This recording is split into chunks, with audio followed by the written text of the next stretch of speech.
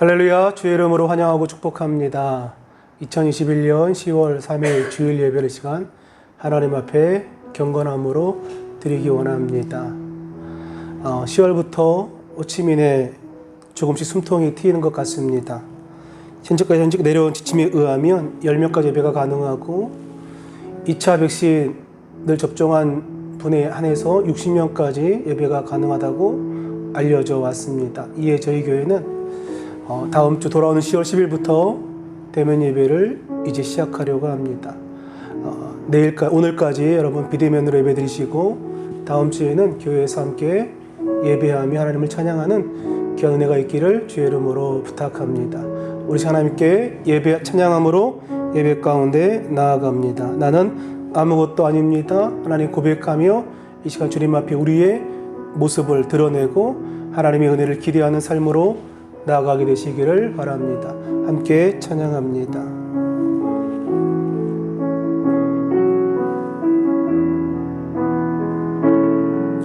나는 아무것도 아닙니다. 주님의 사랑이 없으면 나는 아무것도 모릅니다. 주님의 지혜가 없으면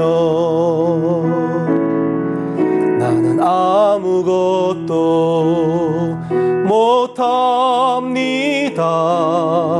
주님의 능력이 없으면 나는 한순간도 못 삽니다. 주님의 생명이 없으면 이제 내가 사는 건 아니요 그리스도 내 안에 사시니 오직 그의 생명이 나의 생명 나의 모든 날들도 주의 것 나는 오직 한 분 바랍니다. 나의 아버지 나의 구원 나의 주 나는 아무것도 아닙니다. 나는 아무것도 아닙니다. 주님의 사랑이 없으면 나는 아무것도 못합니다. 주님의 지혜가 없으면 나는 아무것도 못합니다. 주님의 능력이 없으면 나는 한순간도 못 삽니다. 주님의 생명이 없으면 이제 내가 사는 건 아니요 그리스도 내 안에 사시니 오직 그의 생명이 나의 생명 나의 모든 날들도 주의 것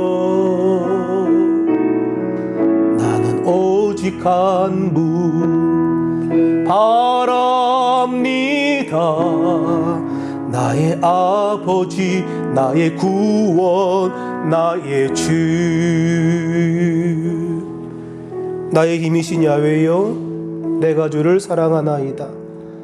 야훼는 나의 반석이시요 나의 요새시요 나를 건지시는 이시요 나의 하나님이시요 내가 그 안에 피할 나의 바위시요 나의 방패시니 나의 구원의 뿌리시요 나의 산성이시로다. 내가 찬송받으실 야훼께 아뢰리니 내 원수들에게서 구원을 얻으리로다. 아멘.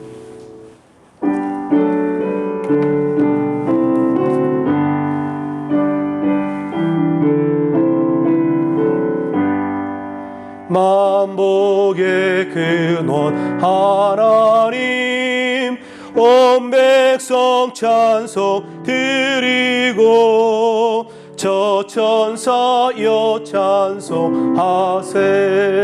찬송 성부 성자 성령. 아멘.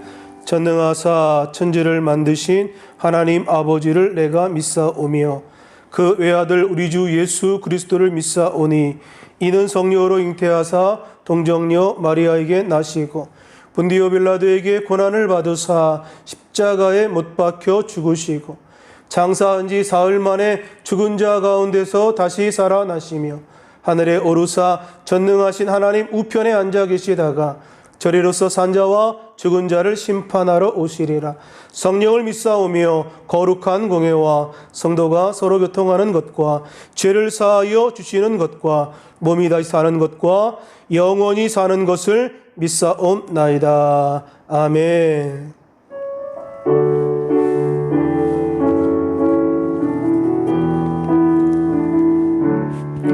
예수를 나의 구주 삼고 성령과 피로써 거듭나니 이 세상에서 내 영혼이 하늘의 영광 누리도다. 이것이 나의 간증이요 이것이 나의 찬송일세. 나 사는 동안 끊임없이 구주를 찬송하리로다. 온전히 주께 맡긴 내 영 사랑의 음성을 듣는 중에 천사들 왕래하는 것과 하늘의 영광 보리로다. 이것이 나의 간증이요 이것이 나의 찬송일세. 나 사는 동안 끊임없이 구주를 찬송하리로다.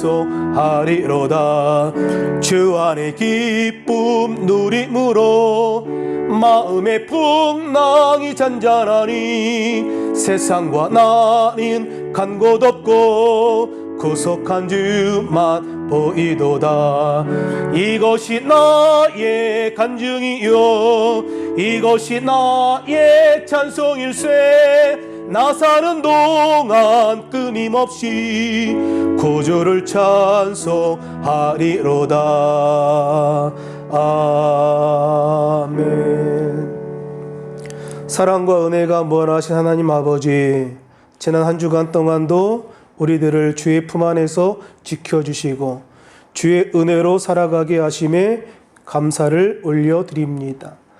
또한 새 힘과 새 희망을 가지고 오늘 또 이렇게 주일을 맞이하게 하여 주셔서 우리들로 하여금 주님을 예배하며 찬양하게 하시니 그 크신 은혜에 깊은 감사와 영광을 올려드립니다. 주님의 도우심과 지키심과 보호하심 가운데 우리가 늘 인생을 살아가면서도 우리의 마음이 교만하여 주님을 인정하지 못했던 적이 있었음을 하나님 고백합니다. 주님을 높이기보다 먼저 우리를 자랑했던 것, 우리 그 자랑함에 힘을 쏟았던 우리들의 죄를 용서하여 주시고 우리의 일생을 다하도록 오직 하나님만 높이며 살아가는 우리들의 삶이 되게 하여 주옵소서. 이 나라 이 민족을 기억하여 주시고 대통령과 위정자들에게 하나님 말씀과 공의 앞에 무릎 꿇게 하시고 주의 말씀 따라 순종하며 살아가는 이 땅 이 민족 되게 하여 주옵소서. 일찍이 주의 거룩한 뜻이 있어 이 땅에 베트남 순복음교회를 세우시고 하나님의 역사를 이루게 하심에 감사합니다. 우리 교회가 주님께서 기뻐하시는 교회 되기를 원합니다. 세계 선교와 이웃 어려운 이웃들을 품어주는 주님의 몸된 교회 되기를 원합니다. 하나님의 맡겨진 사명 잘 감당할 수 있는 우리 교회 되게 하시고 우리 교회 성도들 다 되게 하여 주옵소서. 여의도 순복음교회와 이호 목사님을 축복하시고 맡겨진 사명 잘 감당하게 하시고 힘과 능력과 지혜를 더하여 주셔서 세계 선교 사역에 큰 앞장설 수 있는 복된 목회자로 크게 사용하여 주옵소서. 부르짖는 우리들에게 인자함을 더하시고 오늘도 주의 선하심과 인자하심으로 우리의 삶 가운데 함께 하시는 주 하나님께 영광 올리게 하시고 오늘도 말씀 가운데 우리 심령 가운데 들려지는 주의 말씀이 우리 삶 가운데 등이 되게 하시고 길이 되게 하여 주옵소서. 예수님의 이름으로 기도합니다. 아멘.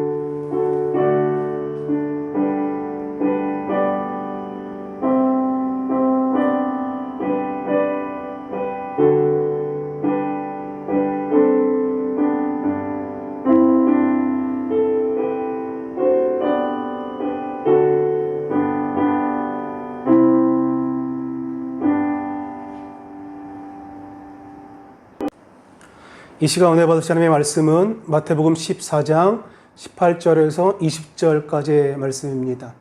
마태복음 14장 18절에서 20절까지의 말씀을 우리 같이 한 목소리로 봉독합니다. 이르시되 그것을 내게 가져오라 하시고 무리를 명하여 잔디 위에 앉히시고 떡 5개와 물고기 2마리를 가지사 하늘을 우러러 축사하시고 떡을 떼어 제자들에게 주시매 제자들이 무리에게 주니 다 배불리 먹고 남은 조각을 12바구니에 차게 거두었으며. 아멘. 할렐루야. 우리 함께 이 시간 기도하기 원합니다. 나라와 민족 위해서 기도해 주시고 또 이 땅 베트남을 위해서 기도해 주시고 세우신 여의도 순복음교회와 베트남 순복음교회에서 기도해 주시고 이 땅의 주의 모든 교회가 하나님 맡긴 사명 잘 감당하고 주님 다시 오실 길을 예비할 수 있는 그런 교회들 다 되게 하옵소서. 오늘 시간 예배 가운데 말씀 가운데 은혜 받게 하옵소서. 우리 간절한 마음으로 주의 이름 3번 부르며 통성으로 기도합니다. 주여 주여 주여. 살아계신 아버지 하나님 그 크신 은혜와 사랑을 감사합니다. 예배함 가운데 나오게 하시고 오늘도 간절한 마음으로 예배하게 하시니 감사합니다. 우리의 삶의 주의 은혜가 넘쳐나기 원합니다. 하나님의 선하심과 인자하심이 날마다 함께하는 복된 삶 우리 모두가 삶을 살아낼 수 있도록 아버지 함께 하시고 오늘도 베푸신 주의 은혜가 우리 인생 가운데 넘쳐날 수 있도록 주께서 복내려 주옵소서. 오늘도 말씀하시고 우리 모두 듣게 하시고 그 말씀 따라 순종하게 하여 주옵소서. 예수님의 이름으로 기도합니다. 아멘. 할렐루야. 봉독한 말씀을 가지고 현실을 이기고 소망을 주시는 주라는 제목으로 함께 하나님 말씀 나누기 원합니다. 최근에 넷플릭스에서 핫한 한국 드라마 2편이 방영되었습니다. 그중 하나가 오징어 게임이라고 하는 드라마인데요. 서바이벌 게임을 통하여 상금 456억을 차지하는 어찌 보면 인간의 민낯을 정말 잘 드러냈던 그런 내용의 드라마였던 것 같습니다. 오징어 게임에 참여한 사람들을 사회에서 보면 루저라고도 말할 수 있을 정도로 벼랑 끝에 내몰린 사람들이 그 게임에 참가하게 됩니다. 어린 시절 추억의 놀이라고 이야기했던 골목의 그 추억의 놀이가 목숨을 건 서바이벌 게임이 되어서 최종 우승자가 456억을 차지한다라고 하는 그런 내용의 드라마입니다. 그런가 하면 군대 이야기를 담았던 DP라고 하는 드라마가 있습니다. 힘들게 피자 배달 알바를 하던 그 한준호라고 하는 그 청년이 정인 씨가 배역을 했던 그 인물인데요. 현실 도피처로 군대를 택합니다.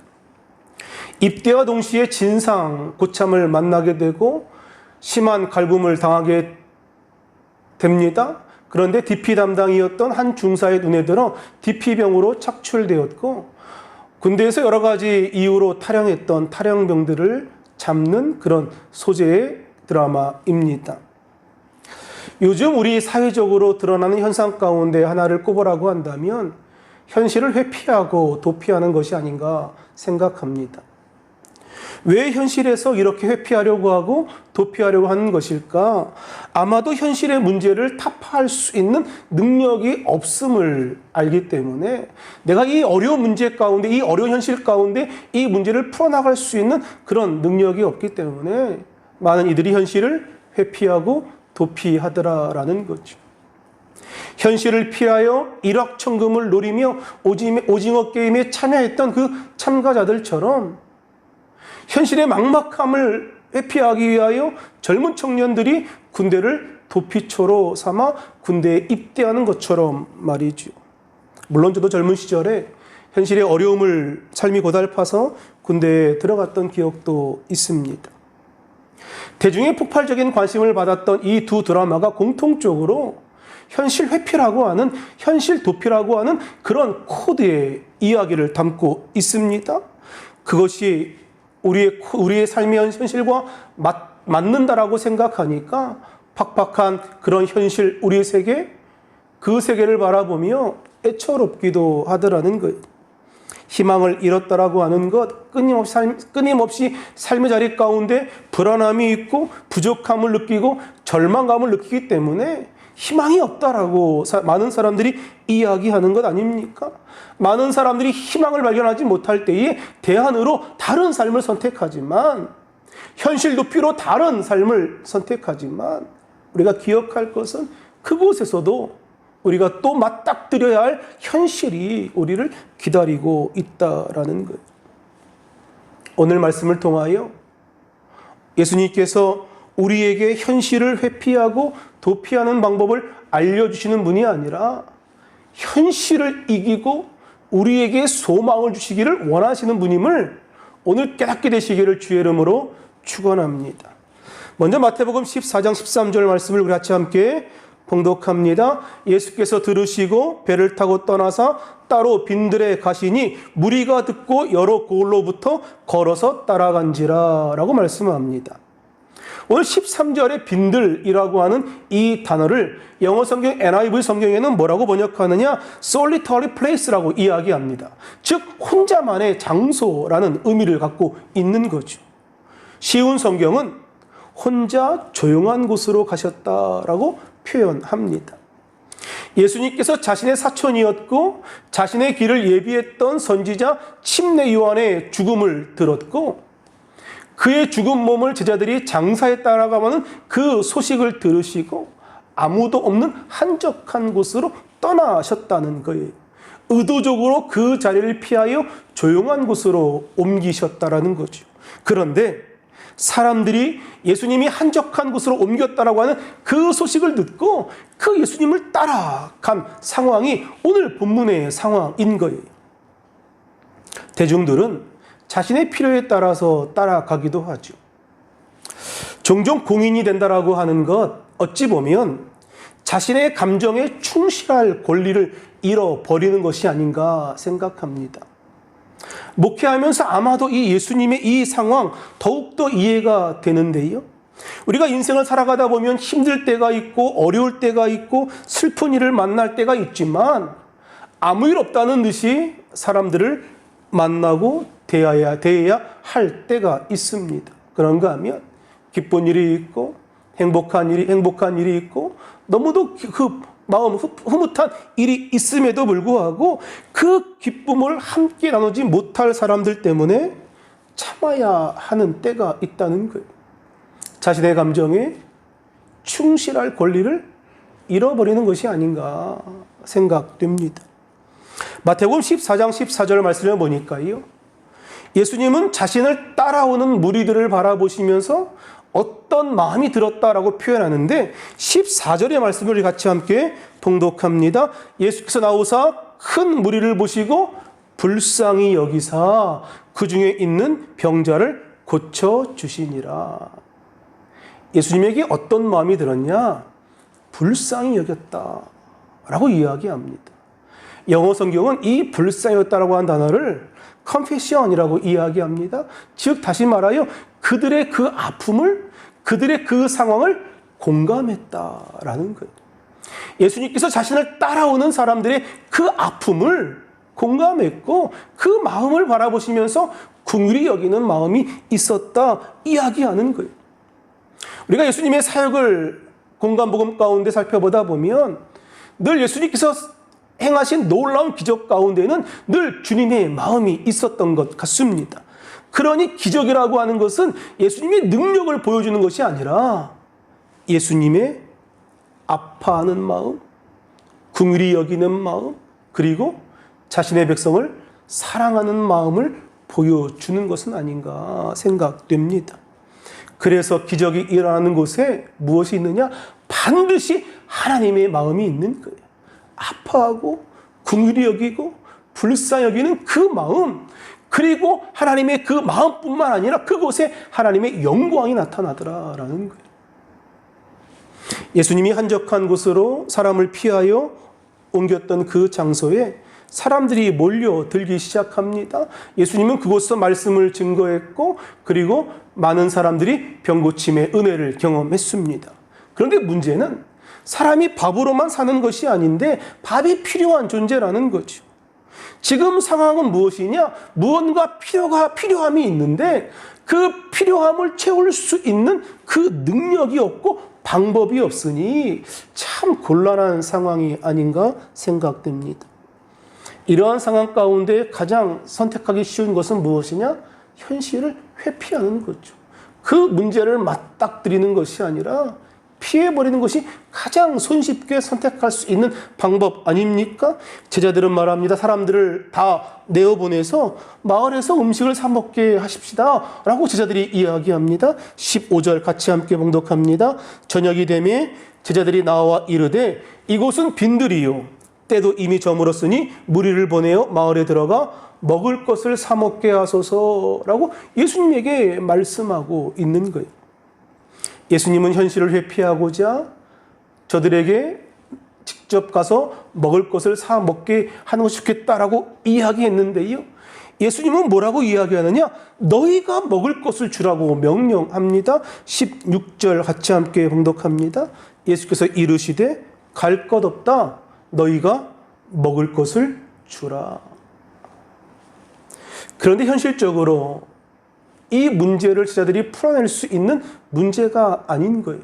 왜냐하면 그들 손에는 그 5개의 떡과 물고기 2마리뿐이었기 때문에 그들이 갖고 있는 것으로 그 수많은 무리들의 배고픔을 해결해 낼 수 없었던 것입니다. 그런데 하나님께서는 오늘 우리의 현실을 바라보게 하시면서 뭐라고 이야기하시느냐?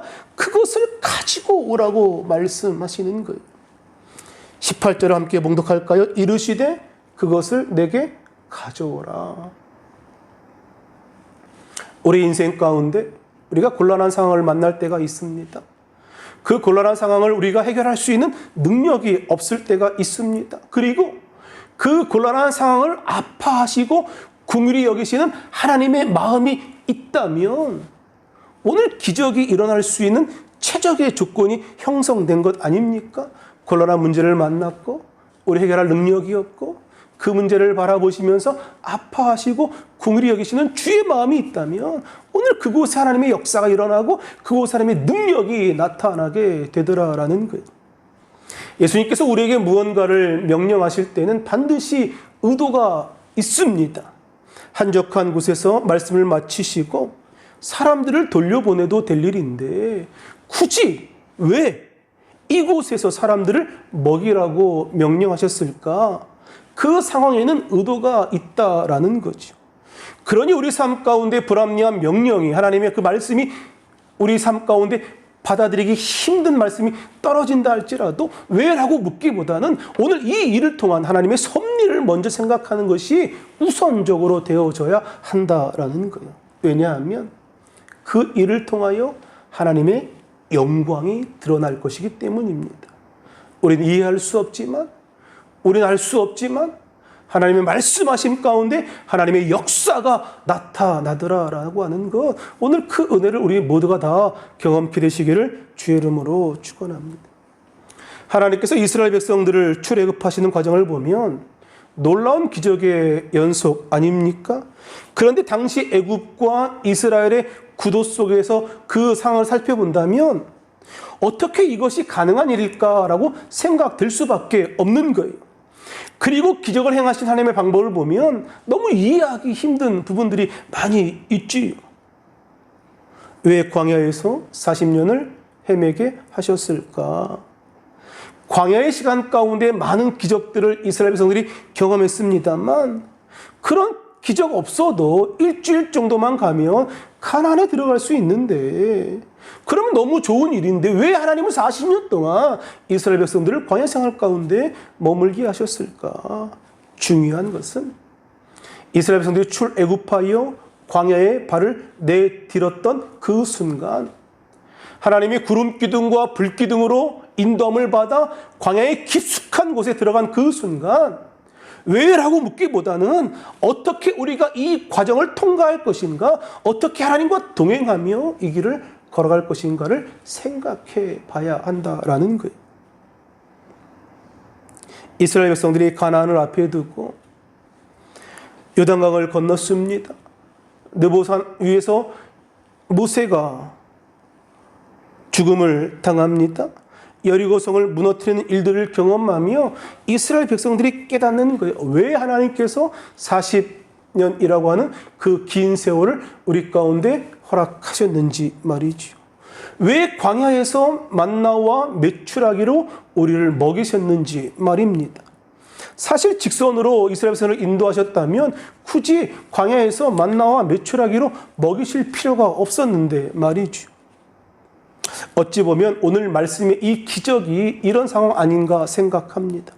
사람들을 돌려보내면 될 것인데 왜 굳이 이 광야에서 먹이라고 말씀하시는지, 그리고 제자들에게 너희들이 먹을 것을 주라라고 명령하시는지 말입니다. 우리는 우리가 가진 것으로 아무것도 할 수 없다라고 생각했을 때에 주님은 우리가 가진 것으로 무엇이든지 할 수 있다라고 말씀하시는 거예요. 주님께서 기적을 행하시는 방법은 무엇이냐? 제자들이 가지고 있는 것을 가지고 예수님 앞으로 가져옵니다. 예수님이 그것을 가지고 축복하시고 감사의 기도를 올려주시는 거예요. 그때 하나님의 기적이 일어나더라. 19절 말씀 같이 함께 봉독합니다. 무리를 명하여 잔디 위에 앉히시고 떡 5개와 물고기 2마리를 가지사 하늘을 우러러 축사하시고 떡을 떼어 제자들에게 주심에 제자들이 무리에게 주니라고 말씀하죠. 제자들이 자신의 가진 것을 주님께로 가져왔고 주님은 그것을 가지고 축사하시고 그리고 나눠주었다라고 이야기합니다. 내가 왕 바리새인입니다라고 하는 책을 썼던 허윤석 선교사님이 계십니다. 그분은 아마존에서 선교 사역을 하고 계시는 분인데요. 그분이 폐암이라고 하는 죽을 병에 걸립니다. 그 병이 발견되면서부터 선교지에서부터 그리고 많은 교회로부터 멸시와 천대를 받았다고 이야기합니다. 하나님께 헌신한 선교사가 하나님께서 허락하시는 선물과 축복을 받아도 시원치 않은데 저런 죽을 병에 걸리게 되었으니 손가락질을 받았다고 이야기합니다. 저 선교사가 도대체 무슨 죄를 지었길래 저런 죽을 병에 걸렸느냐라는 소리도 듣게 하셨답니다. 본인이 건강할 때는 어떤 교회는 그렇게 자신을 초청하여 말씀을 함께 나누더니 병들자 교인들이 시험 든다며 초청하지도 않았다고 이야기합니다. 인간적인 눈으로 볼 때는 비참했습니다만 예수님의 끔찍한 그 사랑을 알기 때문에 그럼에도 말로 닿을 수 없는 감사를 하나님께 드렸다고 이야기하고 있는 거예요. 그리고 자신이 받는 이 고통과 이 괴로움, 이것이 다른 사람들에게 예수 그리스도의 떡과 포도주가 되더라는 것을 깨닫고 그 사실에 깊이 감사하고 감격했다라고 고백합니다. 어느 한 성도가 찾아와서 성사님께 이렇게 이야기했답니다. 선교사님, 나도 그 사람을 맞고서 할까 봐요. 억울한 일을 당했던 한 성도가 이야기하고 있는 거예요. 이래서 선교사님께서 그분에게 이렇게 대답해 주었다고 합니다. 그 사람이 못된 것은 사람들이 다 알고 있습니다. 그리고 당신이 꾹 참고 있다는 것도 사람들이 다 알고 있습니다. 라고 대답해 주었다라는 거예요. 예, 그 성도가 무슨 말인지 알겠습니다. 라고 이야기하고 자리를 떴다고 이야기합니다. 우리가 겪고 있는 이 고난과 이 고통과 이 아픔이 그리스도의 몸이 되어 다른 사람들에게 나누어 줄 수 있다라고 하는 것, 다른 사람들에게 예수 그리스도의 떡과 포도주가 되더라라고 하는 것, 때론 우리의 부끄러움이, 때론 우리가 고통과 고난을 감내하고 이겨내며 인내하는 그 모습을 바라보며 그것이 그리스도의 몸이 되어 다른 사람들을 세워줄 수 있더라라고 이야기합니다. 비록 작은 것이지만 주님께서 제자들의 그 소유를 축복하셨습니다. 그리고 그 떡을 제자들을 통하여 나누어 주셨습니다. 하나님께서 만드신 그 놀라운 기적을 오늘 사람들을 통하여 보게 하셨다라는 거예요. 예수님이 축복하시자 그곳에 제자들의 소유가 드러나는 것이 아니라 하나님의 축복이 나타나게 되었다라는 거죠. 예수님이 축복하시자, 하나님이 축복하시자 하나님의 영광이 나타났다. 보잘것없는 보리떡 5개와 물고기 2마리가 그곳에 모여있는 모든 무리가 배불리 먹고 남게 되는 그 은혜를 맛보았다라고 하는 거죠. 하찮은 것이 하나님의 영광을 위하여 쓰임받는 것은 주님께서 하늘을 우러러 축복하시고 그리고 감사하시기 때문에 하찮은 것이 하나님의 영광이 되어 쓰임받게 되었다라는 거예요. 참으로 감사한 것은 예수님이 축복하신 그것을 다시 제자들에게 주시며 나누어 주라고 말씀하십니다. 하찮은 우리 인생 주님께서 축복하시면 위대하게 될 수 있는 거예요. 연약한 우리 인생 주님께서 축복하시면 놀라운 인생을 살아갈 수 있는 거예요. 하나님께서 우리를 사용하시는 것은 우리의 자격에 있는 것이 아니라 하나님께서 우리를 사용하시기 때문에 오늘 우리에게 하나님의 자녀라고 하는 자격이 주어진 것 아닙니까?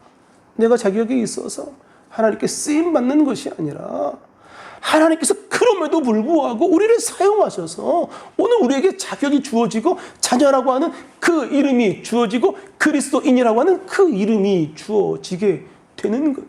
하나님의 영광을 위하여 우리를 의의 길로 인도하신다라고 하는 것.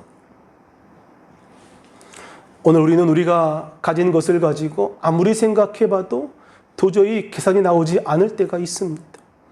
아무리 생각해도 우리에게는 능력이 없는데 예수님은 하라고 말씀하실 때가 있습니다.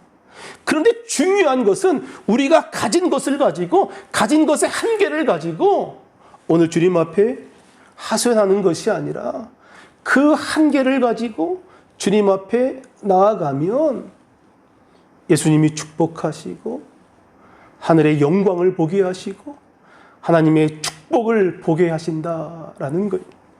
오늘 그런 은혜가 있기를 주의 이름으로 축원합니다. 오늘 말씀 가운데 인상 깊은 그 부분이 하나 있는데요. 예수님께서 보리떡 5개와 물고기 2마리를 가지고 하늘을 우러러 축사하시기 전에 모든 무리로 하여금 잔디 위에 앉히시는 장면이 등장합니다. 왜 그 무리를 그 자리에 앉히셨을까? 너희가 가진 것은 이것뿐이지만 오늘 그 자리에서 하나님의 영광을 보라는 거예요. 오늘 그 자리에서 하나님의 축복을 바라보라는 거예요. 아주 중요한 것을 보이기 전에 잠시 잠깐 침묵과 여유를 갖게 하는 거 아닙니까?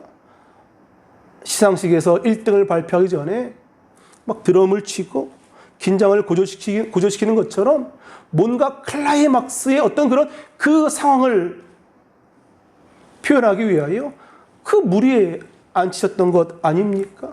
그렇다면 오늘 우리 인생 가운데 우리 인생의 클라이막스는 언제인가? 우리가 가진 것의 능력이 극대화되는 그 순간이 아니라 오늘 우리가 가진 것을 가지고 하나님께 쓰임받기를 기대하는 그 순간이 아닐까? 내가 할 수 있는 모든 일을 다 하고 난 이후에 하나님께서 하실 일을 기대하며 기다리는 그 순간이 바로 인생의 클라이막스가 아닌가. 물 위에 앉혀서 하나님이 행하시는 그 일을 바라보라라는 거죠. 출애굽기 14장 14절을 보면 홍해를 앞에 두고 바로의 군대들이 뒤를 쫓아오는 그 순간에 모세가 백성들에게 이렇게 말을 합니다. 너희는 가만히 있을지니라. 가만히 있을지니라. 너희는 가만히 있어라. 왜? 지금 바로의 군대가 쫓아오고 있는 그 절대절명의 그 위기 순간 가운데 너희는 가만히 있으라 라고 이야기하고 있는 거. 왜 그렇습니까? 이제부터는 하나님께서 일하실 순간이기 때문에, 이제부터는 하나님께서 일하실 시간이기 때문에 가만히 있으라는 거예요. 출애굽하여 이스라엘 백성들이 여리고성을 함락하는 그 장면 가운데 주님의 명령이 아무 말도 하지 말고 성 주위를 돌라고 이야기하죠. 아무 일도 일어나지 않는 그 순간에 불평이나 어떤 소리를 내지 말라고 말씀하십니다. 아무 일도 일어나지 않는 그 순간에도 하나님은 지금도 일하고 있기 때문에 가만히 있으라는 거예요. 나의 가진 것을 내어놓고 내 능력을 하나님께 맡기고 기대하는 것이야말로 우리 인생 가운데 최고의 순간이 되는 것은 아닌가 생각합니다. 나는 아무것도 아닙니다라고 주님 앞에 고백하는 그 순간, 나는 아무것도 아닌 것이 아닌 거예요. 나는 아무것도 할 수 없습니다라고 고백하는 순간 나는 아무것도 할 수 없는 존재가 아닌 거예요. 주님, 나에게는 가진 것이 이것밖에 없습니다라고 고백하는 그 순간 내게 아무것도 없는 것이 아니라 하나님의 것이 나타나는 것, 하나님의 영광이 나타나는 것, 하나님의 축복이 나타나는 것, 내게 가진 것이 아무것도 없습니다라고 고백하며 주님 앞에 그것을 내어놓을 때 그곳에 하나님의 영광이 나타나고 하나님의 축복이 나타나고 하나님의 은혜가 나타나게 될 줄로 믿습니다. 하나님의 능력이 가장 극대화되는 그 순간 우리의 연약함을 고백하고 우리의 부족함을 고백하고 우리의 나약함을 고백하는 그 순간에 하나님의 능력이 가장 극대화되는 그 순간인 것이죠. 얼마 전 천국 가신 주영기 목사님의 이야기로 오늘 말씀을 마무리하려고 합니다. 하영조 목사님께서 주영기 목사님에게 이렇게 물었다고 하죠. 어쩌면 두 분 다 건강의 문제를 가지고 살았던 분들인데요. 이렇게 묻습니다. 전 목사님도 그런 말씀을 많이 들었을 것 같은데요. 다른 사람들을 고치면서 왜 당신은 아픕니까? 라는 그 말씀 말입니다. 이런 질문을 하영 목사님이 조영기 목사님께 던지니까 조영기 목사님이 이렇게 말씀하셨다고 합니다. 지금은 그렇게 하지 않지만 옛날에 많은 병자를 위해서 기도하고 나서 하나님 저도요 라고 기도했습니다. 병든 사람들이 너무 고통스러우니까 그들이 불쌍해서 기도했습니다. 제게 은사가 있어서 한 것은 아닙니다. 2002년 아프리카에서 집회할 때였는데요. 사람들이 스타디움을 가득 메우고 대통령, 강요들이 도착했는데 도저히 일어날 수가 없었습니다. 주님, 일어나 강단으로 갈 수 없는데 누구에게 말할 수도 없고 어느 누가 부축해야 내가 갈 수 있는 것 아닙니까? 주님, 이번만 설교하고 죽어도 좋으니까 창피당하지 않게 일으켜 주세요 라고 기도했습니다. 그리고 나서 겨우 일어나 걸어갔는데 설교를 시작하고 나니까 성령님께서 힘을 주셨습니다. 설교 도중 쓰러질 것 같은 생각이 자꾸 들면서도 설교를 무사히 잘 마칠 수가 있었습니다. 그리고 병자들을 위해서 기도했는데 정말 많은 사람들이 병고침의 은혜를 누렸습니다. 그래서 속으로 하나님께 기도했습니다. 하나님, 저도요. 저 많은 사람들이 하나님의 은혜로 병고침을 받는데 왜 저는 안 낫습니까? 이렇게 하나님 앞에 기도했습니다. 저는 주일마다 번지 점프를 한다고 생각하고 강단에 섭니다. 제가 말씀에 묶여있지 않으면 말씀에 묶여있다고 생각하고 번지 점프를 하는 거예요. 하나님께서 줄을 잡아주지 않는다면 저는 그냥 떨어지고 마는 거죠. 제가 살려고 하다 보니 다른 사람들을 살리게 되었습니다. 제가 살기 위하여 말씀을 찾고 말씀을 증거하다 보니까 저와 처지가 비슷한 많은 사람들이 은혜를 받았고 교회로 모여들게 되었습니다. 제가 신령하기 때문이 아닙니다. 어떤 사람들은 40일 금식기도 하는데 저는 금식기도 못합니다. 체질이 약해서 사흘만 금식하면 절도해 버립니다. 그러니까 최자실 목사님께서 살아계실 때 저를 위해서 항상 대신 금식해 주셨습니다. 라고 이렇게 이야기를 하셨답니다. 기적은 하나님밖에 붙들 수 없는 그 심정을 가지고 주님 앞에 나아갈 때 경험하게 되는 거예요. 기적이라고 하는 것은 부족함 가운데 채워지는 것 아닙니까? 오늘 우리의 문제는 우리가 무엇을 가졌냐, 얼마를 가졌냐가 아니라 오늘 우리 인생 가운데 채워지지 않는 것이 문제 아닙니까? 오늘 하나님을 향한 간절한 마음 가운데에서 체험되어지는 것, 고난 가운데 하나님의 은혜를 경험하게 되는 것, 아픔 가운데 하나님의 은혜를 누리게 되어지는 것. 문제를 회피하는 자들은 결코 하나님의 은혜를 맛볼 수 없는 것. 문제를 가지고 주님께 나오는 자만이 오늘 주님께서 행하신 놀라운 기적을 누릴 수 있게 될 줄로 믿습니다. 오늘 현실을 이기고 소망을 주는 주 하나님을 우리 인생 가운데 늘 경험하게 되시기를 주의 이름으로 축원합니다. 우리 주님께서는 우리에게 소망을 주시고 희망을 주시고 능력을 더하여 주십니다. 우리 함께 찬양하며 함께 기도하기 원합니다. 우리 아까 불렀던 찬양인데요. 나는 아무것도 아닙니다. 주님의 사랑이 없으면. 나는 아무것도 모릅니다. 주님의 지혜가 없으면. 주님이 나의 인생의 전부입니다. 주님이 나의 인생의 능력입니다. 소망입니다. 희망입니다.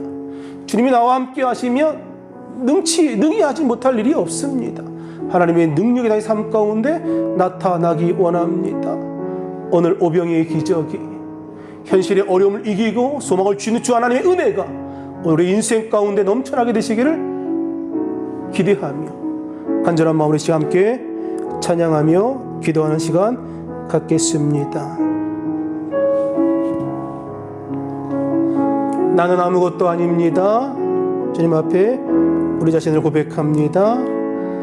나는 아무것도 아닙니다. 주님의 사랑이 없으면 나는 아무것도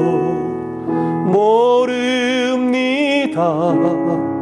주님의 지혜가 없으면 나는 아무것도 못합니다. 주님의 능력이 없으면 나는 한순간도 못 삽니다. 주님의 생명이 없으면 이제 내가 사는 것 아니요 그리스도 내 안에 사시니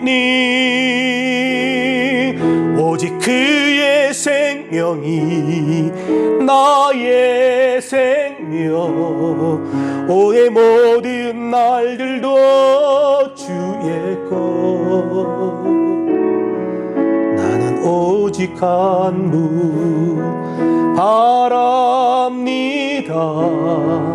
나의 아버지 나의 구원 나의 주 우리 시간 함께 기도합니다. 하나님 우리의 삶 가운데 주의 능력이 나타나기 원합니다. 우리가 갖고 있는 것을 주 앞에 온전하게 드리고 하나님 축복하심으로 하나님의 영광이 우리 인생 가운데 펼쳐지기 원합니다. 현실을 회피하고 도피하는 인생이 아니라 오늘 우리의 한계를 가지고 주님 앞에 나아감으로 하나님 놀라운 기적을 경험하는 우리 모두 되게 하여 주옵소서. 우리 간절한 마음으로 마음의 간절한 모든 소원 응답하옵소서. 우리 주의 이름 세 번 부르고 통성으로 기도합니다. 주여 주여 주여 살아계신 아버지 하나님 은혜와 사랑 감사합니다. 오늘도 주님 앞에 우리의 마음을 드리며 고백하며 나아갑니다. 아버지 삶에 주의 놀라운 축복이 나타나기 원합니다. 하나님의 영광 우리 인생 가운데 펼쳐지기 원합니다. 아버지 하나님 말씀하신 주의 음소리 가운데 들려지기 원합니다. 하나님밖에 붙들 수 없는 그 심정 가지고 아버지 주의 기적을 경험하게 하옵소서. 우리 연약함과 부족함을 고백하며 아버지 살아가게 하옵소서. 하나님의 능력이 나타나게 하시고 오늘 현실을 이기고 우리 인생 가운데 소망을 주시는 주 하나님의 은혜가 넘쳐나게 하시고 그 사랑을 누리게 하여 주옵소서. 나는 아무것도 아닙니다. 주님의 사랑이 없으면 나는 아무것도 모릅니다. 주님의 지혜가 없으면 나는 아무것도 못합니다. 주님의 능력이 없으면 나는 한순간도 못 삽니다. 주님의 생명이 없으면 이제 내가 사는 것 아니요 그리스도 내 안에 사시니 오직 그의 생명이 나의 생명 나의 모든 날들도 주의 것 나는 오직 한 분 바랍니다. 나의 아버지 나의 구원 나의 주.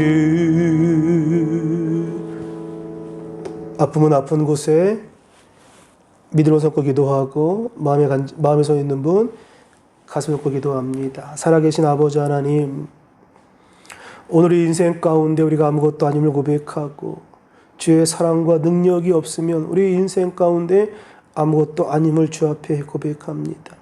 하나님, 그럴 때에 우리 인생 가운데 주의 능력이 나타나게 하시고 우리 인생 가운데 주의 축복이 나타나게 하시고 우리 인생 가운데 하나님의 영광이 나타날 수 있도록 아버지 인도하여 주옵소서. 고난 가운데 아픔 가운데 하나님의 은혜를 경험하게 하시고 문제를 회피하며 도망가는 인생이 아니라 소망을 주신 하나님을 붙들고 믿음으로 승리하며 살아가는 우리 모두가 다 되게 하여 주옵소서.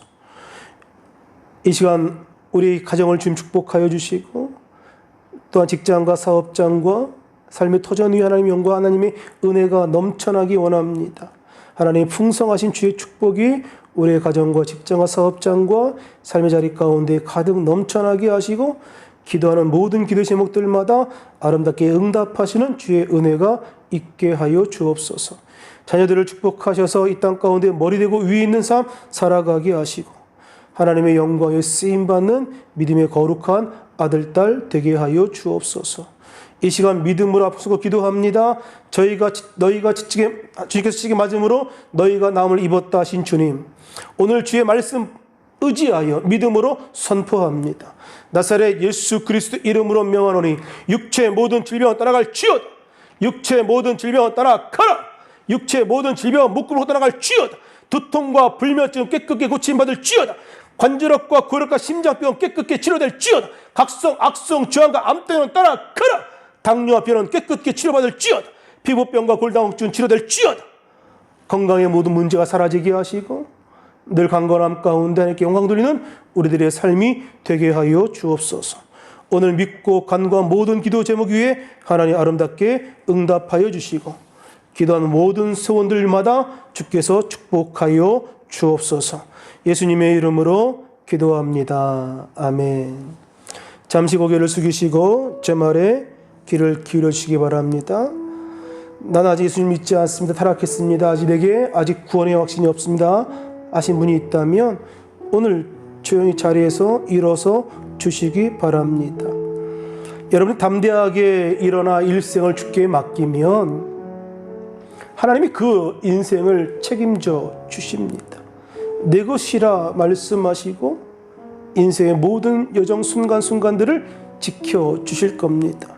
오늘 함께 제 기도를 소리내어 따라해 주시기 바랍니다. 하나님 아버지, 저는 죄인입니다.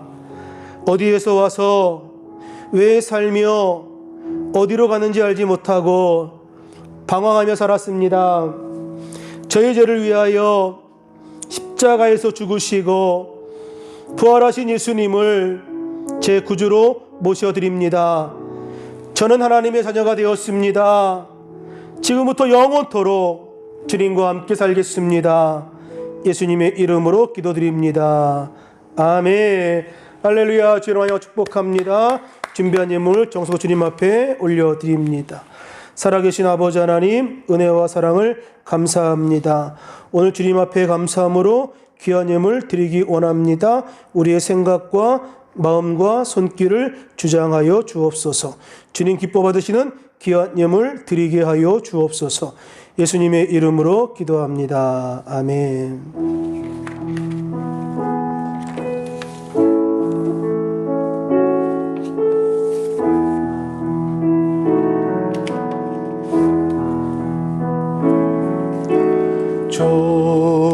좋으신 하나님, 좋으신 하나님, 참 좋으신 나의 하나님.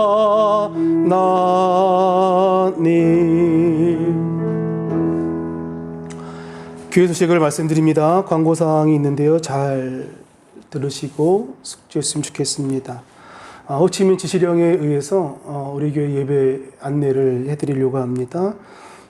주일 예배, 대면 예배가 시작되는 시점은 주일 예배는 다음 주부터 다음 주 1부, 2부, 3부 예배, 대면 예배를 시작하도록 할 것이고요. 수요 말씀 강해는 돌아오는 수요일부터 10월 6일부터 시작되고요. 금요 저녁 기도회는 10월 8일부터 이제 시작하려고 합니다. 새벽 기도회는 10월 12일 화요일부터 시작하려고 합니다. 돌아오는 한 주간은 한 4개월 정도 우리가 교회의 문 열었기 때문에 여러 가지 부분으로 좀 정비를 하고 다음 주부터 주일 대면 예배를 시작하고 다만 수요일과 금요일은 이번 주에 예배를 드리려고 합니다. 꼭 알고 계셔서 예배에 참석해 주시길 바라겠고요. 참석하실 때에는 또 마스크, 또 필히도 착용하시고 또 손도 잘 깨끗이 씻으시고 여러 가지 그런 그 방역 수칙을 잘 지켜주시기를 바랍니다. 다음 주에는 이제 영상으로가 아니라 얼굴을 뵙고 함께 예배드릴 수 있는 은혜가 주어진 것 같습니다. 드린 예물 주 앞에 바칩니다. 살아계신 아버지 하나님, 은혜와 사랑을 감사합니다. 주님 앞에 감사함으로 귀한 예물 정성껏 올려드립니다. 드린 손길들을 축복하셔서 천배 만배로 갚아주시고 저들의 삶에 풍성한 주의 은혜가 넘쳐나게 하시고 물질 어려움 당하지 않도록 주께서 큰 은혜 더하여 주옵소서. 귀한 예물 쓰여지는 곳에 주여가 나타나게 하시고 하나님 선한 사업에 쓰여지는 아름다운 예물 되게 하옵소서. 예수님의 이름으로 기도합니다. 아멘.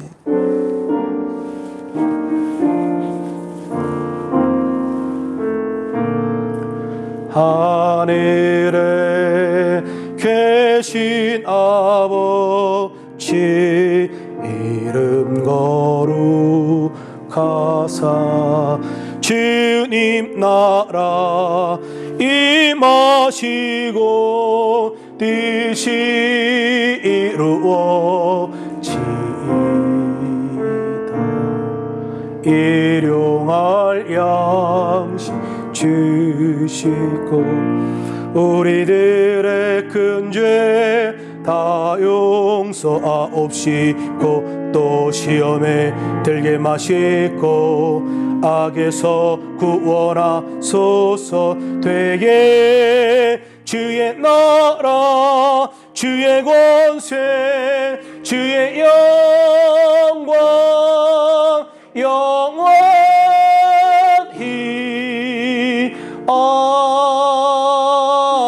아멘. 지금은 우리 주 예수 그리스도의 무한하신 은혜와 하나님 아버지 극진하신 사랑하심과 성령 하나님의 내주교통 충만케 하심의 은혜가 현실을 이기고 소망을 주는 주 하나님과 동행함으로 하나님의 크신 은혜를 경험하기 원하는 믿음의 귀한 백성들 위해 가정과 직장과 일터와 사업장 위에 그리고 믿음의 귀한 자녀들의 인생길 위에 지금부터 영원토록 함께 있을지어다. 아멘.